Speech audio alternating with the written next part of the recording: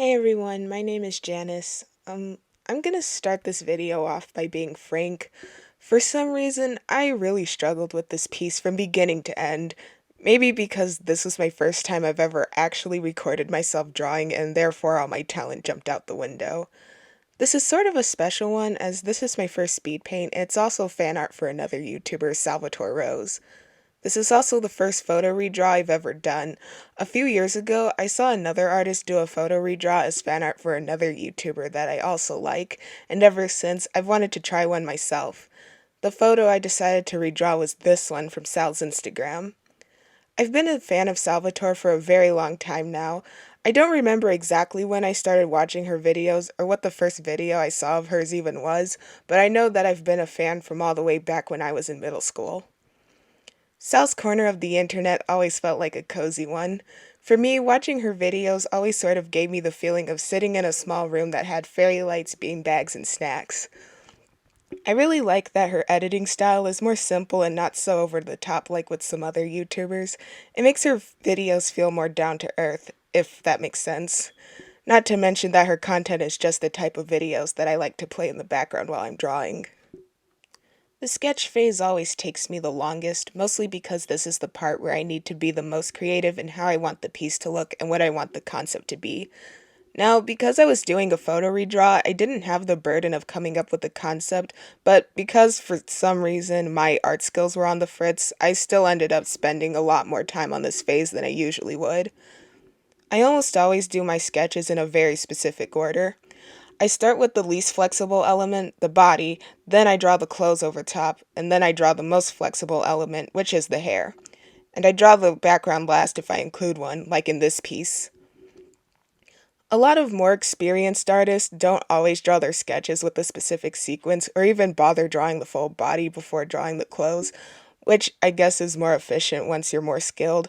But this is the way I'm comfortable with doing it, and I will probably continue to do it this way even when my skills improve. As for my art journey, which can be a video topic of its own, I've been feeling like I haven't been improving as quickly as I could be, and I haven't really established a distinct art style for myself. On top of that, I've recently been feeling low motivation to draw. Maybe now that I'm on YouTube, I'll have more motivation, which will help me improve faster and build my own style. I was really excited to do this piece because I really like drawing cute clothes, and Sal has so many pretty outfits to choose from on her Instagram that it was a bit hard for me to pick which one I wanted to draw before I ended on the one I chose. Sal had always been a huge inspiration to me when it came to me learning to embrace my own aesthetic. My whole life, I had always been what I like to call a pretty pink princess. I always loved cute clothes and pastel colors. However, as I got a bit older, I started becoming self-conscious about the things that I liked. I remember thinking that for some reason I shouldn't have a cute aesthetic because I was black. I guess it's because I never saw other black girls with an aesthetic like mine, coupled with the concept of acting white, if you as a black person acted or did not act in a certain way. The fashion style that I liked was the main source of this insecurity. Back when I was going through this insecurity, I had only watched videos of Sal's that only featured her voice. I thought of Sal as an example of what a black girl is supposed to be like, and based on her personality just from the way she talked, I had come up with an idea of what her appearance was. I don't remember exactly what I imagined, but it was nothing like reality. I remember seeing a video that featured her in one of her dresses, and it just sort of suddenly changed the way I thought about my own identity. I realized that dressing in a certain way or even acting in a certain way wouldn't make me any less black than any other black person. I started to embrace my cutesy aesthetic, and I've been working towards building it up. Now that I'm older and in complete control of the way I dress myself, I've been buying outfits that make me feel like me, and I've been letting go of my insecurities. I was scared of being judged when I was younger, but as it turns out, people really like the way that I dress. Sal has been on YouTube for a hot minute. Unfortunately, for some reason, YouTube has really been screwing her channel over. Up until extremely recently, YouTube disabled all the comment sections of all of her videos. Sal posted on her community notes that the YouTube staff told her that it was because they thought she was underage, but I find that weird because I've seen a lot more other popular channels that feature young children still have their comment section available, so I don't understand the inconsistency here. I also noticed that a good handful of her videos were also deleted with no explanation. I don't know if it was because of YouTube, but Sal has deleted videos before but explained why in community posts, so I assumed that the videos that disappeared without warning were because of YouTube. But that's just my assumption, correct me if I'm wrong. Now moving on to my least favorite phase of drawing, which is the lining phase. A lot of artists seem to dislike the lining stage of drawing, and I'm no different. I always found lining to be tedious, but I don't really like leaving my lines as sketches, and I prefer when they're more cleaned up, so this is a sacrifice I'm willing to make. Up until relatively recently, I used to make my lines very thin and uniform, and it made the lines look boring, and it also made it hard to color inside the lines, even when I used the select tool. So, in an effort to build my style for my lines, I decided to try using thicker lines overall, and I used a thicker pixel size when lining on the side where the shadows go, and a slightly thinner pixel size when lining on the opposite side. I think it's a good start in building my own art style, and I think the lines look so much better this way. Although this is my first YouTube video, I've been posting on DeviantArt for about 2 years. However, my audience reach is extremely small as I only have 12 watchers. I do have a few ideas of why I'm so unpopular, all of which are completely my fault. I don't upload consistently, nor do I really interact with the other users a lot. I also heard that Fanart can help get your account seen, but I don't do that a lot.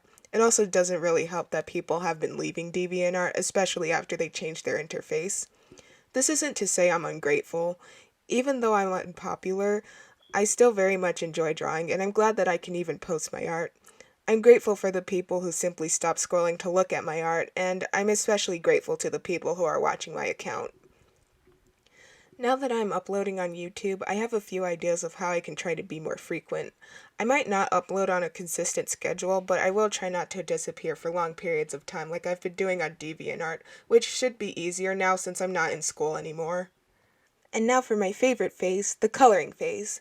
Back when I first started drawing, I used to do all the base colors and then the shading afterwards, but back then I didn't enjoy doing the shading as much as the base coloring, and I would even sometimes forget to shade some areas. So I started doing the base color and the shading at the same time, the way you see here, and I started enjoying doing the shading more this way, and it prevented me from forgetting areas. I can definitely do a lot better with shading. I don't fully understand which areas of a model would cast shadows from certain light positions, so the shading tends to be inconsistent in some places. I also tend to be unconfident about experimenting with colors I use for shading, and I don't know how to use the layer mode, so my shading style is a bit basic. I've been trying to be more creative, but it never seems to turn out right, but I won't stop trying and eventually I'll be able to create a good shading style.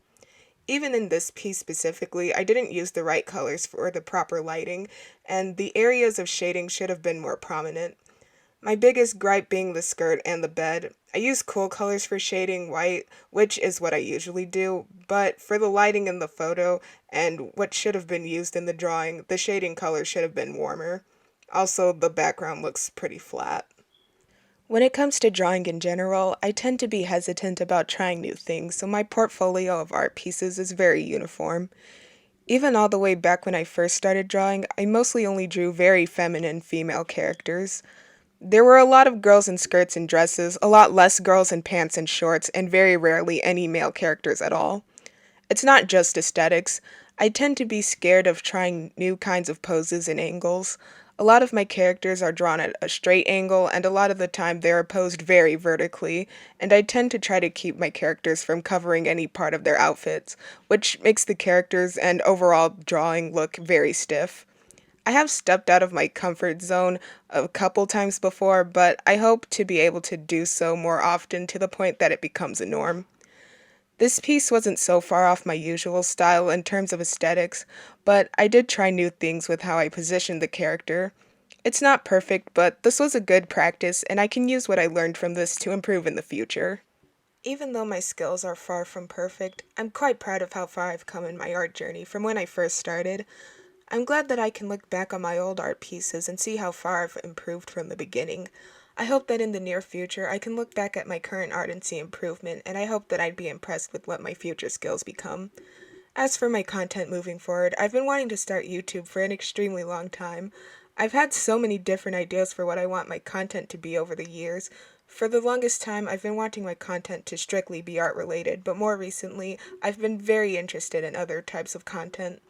I think I'm going to lean towards being a variety content YouTuber, but I will try to incorporate my art when I feel I can. It's just the beginning for me, but hopefully I will be able to grow my channel and find my style. And this is the finished product. This piece definitely pushed me out of my comfort zone in a few ways, and I still have much to learn. I can definitely work on the proportions and especially the lighting. Still, I think this was a good way to build my skills. I posted this piece on my DeviantArt, so if you want to check it out, the link will be in the description. Thank you all so much for watching, and with that, I hope to see you all soon.